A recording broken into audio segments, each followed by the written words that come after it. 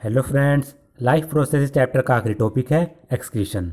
We have already discussed how organism get rid of gases waste generated during photosynthesis और respiration. हम अब तक पढ़ चुके हैं कि जो लिविंग ऑर्गेनिज्म होते हैं वो फोटोसिंथेसिस या रेस्पायरेशन के दौरान जो गैसेस वेस्ट प्रोड्यूस होता है उसको अपनी बॉडी से बाहर किस तरीके से निकालते हैं। Other metabolic activities generate nitrogenous material which need to be removed. और बॉडी के अंदर जो दूसरी मेटाबॉलिक एक्टिविटीज़ चलती रहती हैं उनसे नाइट्रोजनस मटीरियल वाले वेस्ट प्रोड्यूस होते हैं, और जो ये नाइट्रोजनस मटीरियल प्रोड्यूस होते हैं इनको भी बॉडी से रिमूव करना या बॉडी से बाहर निकालना ज़रूरी हो जाता है, क्योंकि ये बॉडी के लिए हार्मफुल होते हैं। The biological process involved in the removal of these harmful metabolic waste from the body is called excretion। तो excretion वह बायोलॉजिकल प्रोसेस है जिसके द्वारा बॉडी से ये हार्मफुल मेटाबॉलिक वेस्ट बाहर निकाले जाते हैं, रिमूव किए जाते हैं। तो बॉडी से मेटाबॉलिक वेस्ट को रिमूव करना excretion कहलाता है। Different organism used varied strategy to do this. अलग अलग ऑर्गेनिज्म अलग अलग स्ट्रेटजीज अपनाते हैं एक्सक्रीशन के लिए। Many unicellular organisms remove this waste by simple diffusion from the body surface into the surrounding water। बहुत सारे ऐसे यूनिसेलुलर ऑर्गेनिज्म होते हैं जो एक सेल से मिलकर बने होते हैं। तो जो यूनिसेलुलर ऑर्गेनिज्म होंगे वो इन वेस्ट को सिंपल डिफ्यूजन से अपनी बॉडी से निकाल देते हैं, और उनकी बॉडी सरफेस और जो आसपास की जो सराउंडिंग होती है, वातावरण होता है, उसके बीच में डिफ्यूज़न होता है, जिससे जो वेस्ट मटेरियल होता है वो उनकी बॉडी से बाहर निकल जाता है। ये डिफ्यूज़न होता है सरफेस, उनकी बॉडी सरफेस के बीच में और सराउंडिंग वाटर के बीच में। As we have seen in other processes complex multicellular organism use specialised organ to perform the same function. और ये जो जैसे कि हमने दूसरे प्रोसेस में देखा, रेस्पायरेशन प्रोसेस में देखा, मल्टीसेलुलर ऑर्गेनिज्म में जो कॉम्प्लेक्स ऑर्गन होते हैं वो स्पेशलाइज्ड, जो कॉम्प्लेक्स मल्टीसेलुलर ऑर्गेनिज्म होते हैं वो कुछ स्पेशल ऑर्गन्स का इस्तेमाल करते हैं जिससे वो फंक्शन कर सकें, अपनी बॉडी में वो प्रोसेस कर सकें। अब है excretion in human beings. Human beings में एक्सक्रीशन किस तरीके से होता है। The excretory system of human beings includes a pair of kidneys, a pair of ureters, A urinary bladder and A urethra. जो ह्यूमन बीइंग्स का जो एक्सक्रीटरी सिस्टम होता है उसमें एक पेयर किडनीज होती हैं, यानी 2 किडनीज होती हैं, एक पेयर यूरिटर्स का होता है, एक सिंगल यूरिनरी ब्लैडर होता है और एक यूरिथ्रा होता है। किडनीज भी पेयर में होगा, यूरिटर्स भी पेयर में होगा, बाकी यूरिनरी ब्लैडर और यूरिथ्रा सिंगल होंगे। Kidneys are located in the abdomen on either side of the backbone. जो किडनीज होती हैं वो एब्डोमेन के में लोकेटेड होती हैं, ह्यूमन एब्डोमेन में। और जो हमारी बैकबोन होती है, रीढ़ की हड्डी जिसे कहते हैं, किडनीज एक उसके दाएं होती है, एक उसके बाएं होती है। Urine produced in the kidneys passes through the ureters into the urinary bladder where it is store until it is released through the urethra. जो यूरिन किडनी में प्रोड्यूस होता है वो यूरिटर से पास होकर यूरिनरी ब्लैडर में जाता है। यूरिन किडनी में प्रोड्यूस होगा, यूरिटर से होता हुआ यूरिनरी ब्लैडर में चला जाएगा। यूरिनरी ब्लैडर में वो यूरिन स्टोर होगा जब तक कि उसको यूरिथ्रा के द्वारा रिमूव ना कर दिया जाए, रिलीज ना कर दिया जाए। अब आप ये ह्यूमन यूरिनरी सिस्टम देख सकते हैं। आप देख सकते हैं ये लेफ्ट किडनी, ये राइट किडनी। तो एक पेयर तो किडनी का हुआ और एक पेयर यूरिटर का होता है। ये वाला आप देख सकते हैं क्रीम कलर से, ये तो लेफ्ट यूरिटर है और ये इधर राइट यूरिटर है। एक यूरिनरी ब्लैडर होता है और एक यूरिथ्रा होता है। बाकी ये आर्टरीज दिखाई गई हैं जो वेरियस बॉडी ऑर्गन से जुड़ी हुई हैं, और ये एओर्टा यहाँ पर शो किया गया है। इसके अलावा वीना केवा भी ये ब्लू कलर से देख सकते हैं, ये दिखाई गई हैं। ये भी जो एक्सक्रीटरी सिस्टम है उससे जुड़ी हुई हैं। How is urine produced. अब इसमें क्वेश्चन उठता है ह्यूमन बॉडी के अंदर यूरिन किस तरीके से प्रोड्यूस होता है। The purpose of making urine is to filter out waste product from the blood. Urine बनाने का पर्पज़ क्या है। यूरिन बनाने का पर्पज़ ये है कि ब्लड से वेस्ट मटेरियल को, जो वेस्ट प्रोडक्ट ब्लड के अंदर है, उनको फिल्टर कर लिया जाए, छान लिया जाए। Just as CO2 is removed from the blood in the lungs, nitrogen waste such as urea और uric acid are removed from blood in the kidneys. जैसे कि लंग्स के दौरान, लंग्स के अंदर जो ब्लड से CO2 को रिमूव किया जाता है, कार्बन डाइऑक्साइड को रिमूव किया जाता है, इसी तरीके से किडनीज के अंदर ब्लड से जो नाइट्रोजनस वेस्ट होते हैं जैसे कि यूरिया या फिर यूरिक एसिड, वो रिमूव किए जाते हैं। It is then no surprise that the basic filtration unit in the kidneys. तो ये हमें सरप्राइज नहीं होना है कि जो बेसिक फिल्ट्रेशन यूनिट होती है किडनीज में, like in the lungs is a cluster of very thin walled capillaries. वो क्या होती हैं? वो थिन वॉल्ड ब्लड कैपिलरीज होती है, उनका गुच्छा होता है। जिस तरह आपने देखा होगा जो लंग्स में थी वो ब्रोंक्यूल्स का गुच्छा था,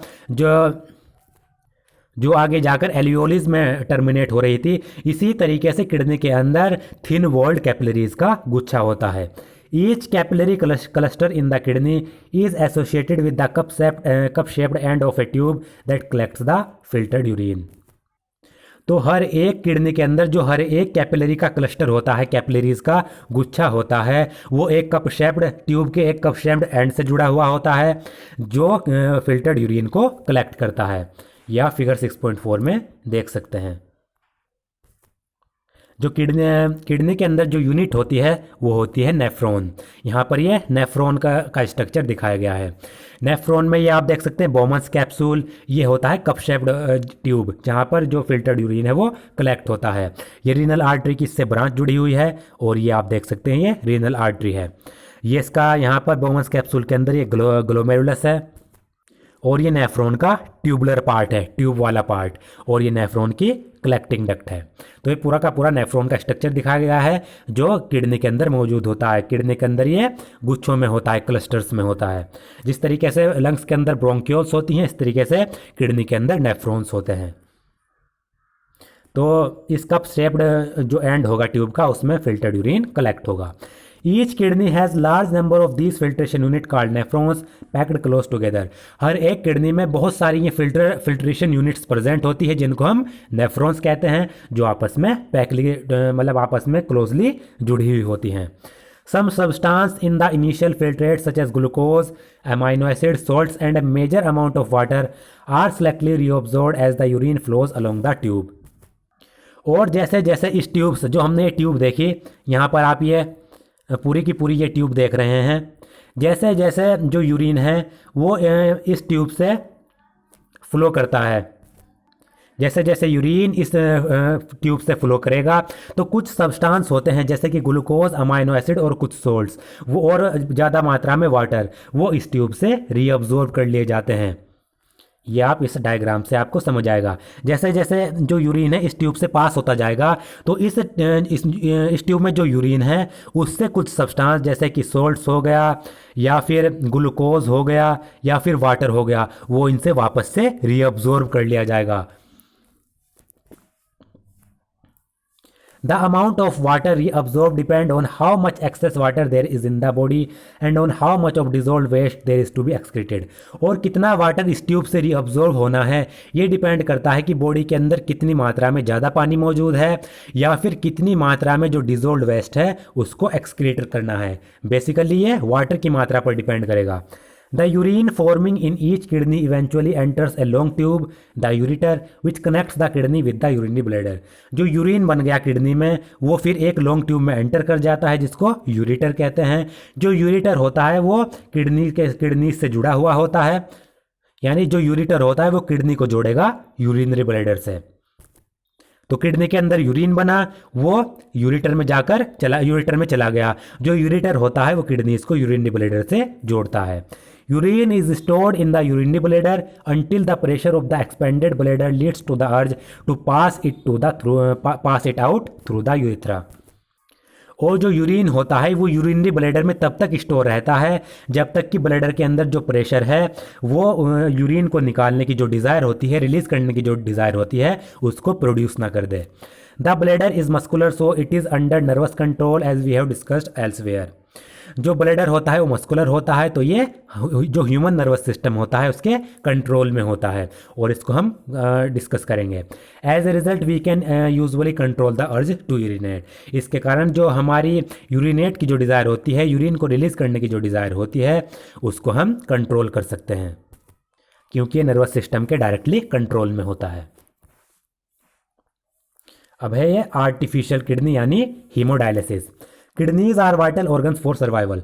किडनीज जीने के लिए वाइटल ऑर्गन्स है, जरूरी ऑर्गन्स है। Several factor like infection, injury और restricted blood flow to kidneys reduce the activity of kidneys. कुछ फैक्टर्स होते हैं जैसे कि इन्फेक्शन हो जाना, कुछ इंजरी हो जाना, या फिर किडनीज के अंदर जो ब्लड फ्लो है उसका रुक जाना, उसमें कमी आ जाना, रिस्ट्रिक्शन पैदा हो जाना, तो उससे किडनी की जो एक्टिविटीज़ हैं वो प्रभावित होती हैं, रिड्यूस हो जाती हैं। This leads to accumulation of poisonous waste in the body which can even lead to death. इसके कारण जब किडनी की एक्टिविटीज़ में खराबी आ जाती है तो बॉडी के अंदर पॉइजनस वेस्ट इकट्ठा होने लगते हैं, जिससे ह्यूमन बींग्स की डेथ भी हो सकती है। In case of kidney failure N artificial kidney can be used. अगर किडनी फेल हो जाए तो उस केस में आर्टिफिशियल किडनी का इस्तेमाल किया जाता है। An artificial kidney is a device to remove nitrogen waste product from the blood through dialysis. Artificial kidney वह डिवाइस है, आर्टिफिशियल किडनी एक डिवाइस को कह रहे हैं जो ह्यूमन ब्लड से डायलिसिस के द्वारा नाइट्रोजन वेस्ट को रिमूव करती है, जो एक्स्ट्रा नाइट्रोजन वेस्ट प्रोड्यूस हो जाता है उसको रिमूव करती है। Artificial kidneys contain a number of tubes with a semi-permeable lining suspended in a tank filled with dialysis fluid. जो आर्टिफिशियल किडनी होती है उसमें बहुत सारी ट्यूब्स प्रेजेंट होती है जिनकी लाइनिंग सेमी परमेबल होती है, यानी उनसे कुछ स्पेसिफिक मटेरियल उनसे मूव कर पाते हैं। और जो ये सेमी परमेबल ट्यूब्स होती हैं ये एक टैंक फील्ड में सस्पेंडेड होती हैं जिसमें डायलिसिंग फ्लूइड भरा हुआ होता है टैंक में। This fluid has the same osmotic pressure as blood except that it is devoid of nitrogen waste. जो टैंक के अंदर जो ये फ्लूइड भरा होता है, जैसा कि आप ये देख सकते हैं, जो ये टैंक है इसके अंदर जो फ्लूइड भरा हुआ होगा उसका ऑस्मोटिक प्रेशर ब्लड के और ब्लड का ऑस्मोटिक प्रेशर बिल्कुल सेम होगा। सिर्फ उस टैंक में जो फ्लूइड होगा उसमें एक चीज़ नहीं होगी, उसमें नाइट्रोजन वेस्ट नहीं होगा। ब्लड में नाइट्रोजन वेस्ट होता है लेकिन उसमें नाइट्रोजन वेस्ट नहीं होगा। The patient blood is passed through these tubes. जो पेशेंट का ब्लड होता है वो इन ट्यूब से पास किया जाता है। During this passage the waste product from the blood pass into dialysing fluid by diffusion. और इस प्रोसेस के दौरान जो वेस्ट प्रोडक्ट होता है ब्लड में वो डिफ्यूजन से होकर डायलिसिंग फ्लूइड में पास कर जाता है। ये आप देख सकते हैं जो नाइट्रोजन वेस्ट है वो बाहर निकाल लिया जाता है ब्लड से। The purified blood is blood pumped back into the patient. और जो प्यूरिफाइड ब्लड होता है वो वापस से जो पेशेंट होता है उसमें वापस से चढ़ा दिया जाता है। तो सिंपल क्या किया जाएगा हीमोडायलिसिस में, ह्यूमन बॉडी है उससे ब्लड निकाला जाएगा, उसको उसका डायलिसिस किया जाएगा, डायलिसिंग यूनिट में उसको रखा जाएगा। फिर डायलिसिंग यूनिट में उसमें से जो नाइट्रोजन वेस्ट है वो बाहर निकाला जाएगा। नाइट्रोजनस वेस्ट निकाल के जो प्यूरिफाई ब्लड है वो वापस से फिर से ह्यूमन बीइंग में ट्रांसफ़र कर दिया जाएगा। इस प्रोसेस को कहते हैं पूरा का पूरा haemodialysis. The purified blood is pumped back into the patient. This is similar to the function of the kidney. जो ये हीमोडायलिसिस यूनिट हम आर्टिफिशियल किडनी इस्तेमाल कर रहे हैं ये बिल्कुल ह्यूमन किडनी की तरह ही यूज़ करती है, but it is different since there is no reabsorption involved. लेकिन ये डिफरेंट होती है क्योंकि इसमें कोई भी रीअब्जॉर्प्शन नहीं होता। Normally in A healthy adult, the initial filtrate in the kidneys is about 180 litre daily. ये इंपॉर्टेंट है। नॉर्मली जो हेल्दी अडल्ट होता है उसमें जो किडनी फिल्ट्रेट करती है एक दिन में वो लगभग 180 लीटर होता है। 180 लीटर वो फिल्ट्रेट प्रोड्यूस करती है। However the volume actually excreted is only A litre और 2 a day। लेकिन जो यूरिन के रूप में जो यूरिन हमारी बॉडी से रिलीज होता है वो सिर्फ 1 लीटर ही होता है, 1 लीटर या फिर 2 लीटर। हमारी बॉडी जो इन्फिल्ट्रेट प्रोड्यूस करेगी वो 180 लीटर प्रोड्यूस करेगी, लेकिन उसमें से सिर्फ 1 या 2 लीटर ही ह्यूमन बॉडी से रिलीज होता है, बाकी का ह्यूमन बॉडी में वापस से रीअब्जॉर्ब हो जाता है। Because the remaining filtrate is reabsorbed in the kidney tubules. क्योंकि जो रिमेनिंग फिल्ट्रेट होता है वो वापस से किडनी ट्यूब्यूल्स में रीअब्जॉर्ब्ड हो जाता है। अब है एक्सक्रीशन इन प्लांट्स। प्लांट्स के अंदर एक्सक्रीशन किस तरीके से होता है। Plant use completely different strategies for excretion then those of animals. Animals के मुकाबले जो प्लांट होते हैं वो एक्सक्रीशन के लिए बिल्कुल ही अलग तरीका अपनाते हैं, डिफरेंट स्ट्रेटजीज अपनाते हैं।